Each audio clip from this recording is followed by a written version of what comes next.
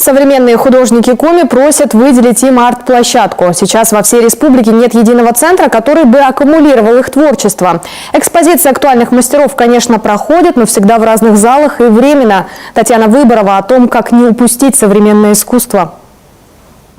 Искусство в классическом понимании учит, проявляет реальность и всегда воздействует на мозг. Современное искусство какие-то стереотипы ломает, но задачи сохраняет прежние. В Коми настоящий бум активности актуальных художников. Каждый уникален и самобытен. Макта Дараев для трансляции мироощущения выбрал металл. В основное время он занимается художественной ковкой и параллельно творит. Так, после кропотливой сварки, газорезки и ковки появилась работа «Орнаменты времени». Эта скульптура сейчас украшает вход в Национальную галерею. Еще одна работа Макты нашла постоянную прописку в Словакии, но большая часть творений пока в загашнике. Металл рождает у художника все новые образы. Он как пластилин, ты можешь из него слепить все что угодно, в принципе, да, когда знаешь, что делать, как делать, и буквально как скульптор ты можешь изваять из металла все что угодно.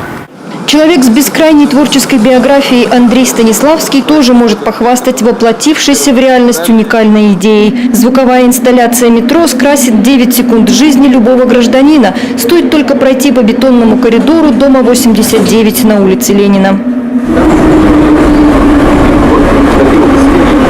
Уважаемые пассажиры, при выходе из поезда не забывайте свои вещи.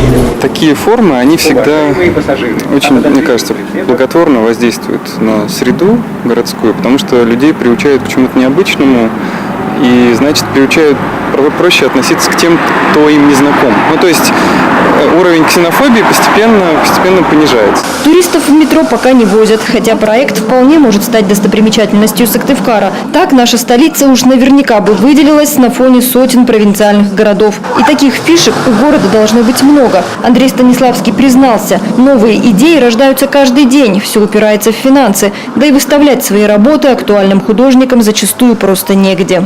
У нас нет ни одного специализированного пространства. Это в самом простом виде это белые или серые стены и просто такой заливающий свет, так называемый белый куб это называется. Вот. У нас этого нигде нет, и поэтому выставить произведение и даже там поговорить, провести лекцию на эту тему просто негде. Ну вот это странно немножко или сильно странно для столицы. Показать свое пространство молодым художникам позволила Национальная галерея. Тщательно отобрав работы, их разместили в одном из залов. Конечно, экспозиция была временной, да и без цензуры не обошлось. Работу «Свой-чужой» все того же Андрея Станиславского попросили убрать. Тем не менее, эксперты галереи признают тот язык, на котором говорят современные авторы. В стенах учреждения даже решили создать фонд современного искусства. В провинции мы должны развернуться лицом. Потому что никогда ни один художник, закончив Академию художеств или Институт имени Цурикова, в ближайшие годы к нам не вернется. Извините, это очень объективно и совершенно не пессимистический такой взгляд.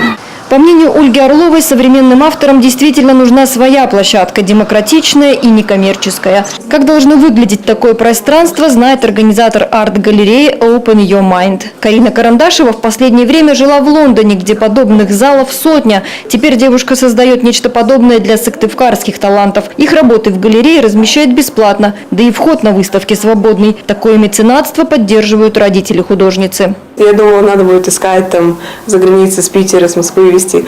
А так и сейчас вот 2 выставки сейчас сыктывкарские ребята. Я думала, такого даже не будет. А так они все пишут, даже все очень нравится. Станет ли новая галерея настоящим центром притяжения для современных художников, пока неизвестно. Тем временем талантливые мастера продолжают уезжать из Коми, так и не найдя места своему творчеству. Так что формировать художественное пространство региона нужно именно сейчас. И именно из тех людей, которые сегодня на пике актуальности. Средний возраст в Союзе художников Коми, к примеру, сегодня 70 лет. Татьяна Выборова, Вячеслав Беспалов, Олег Юшков, телеканал Юрган.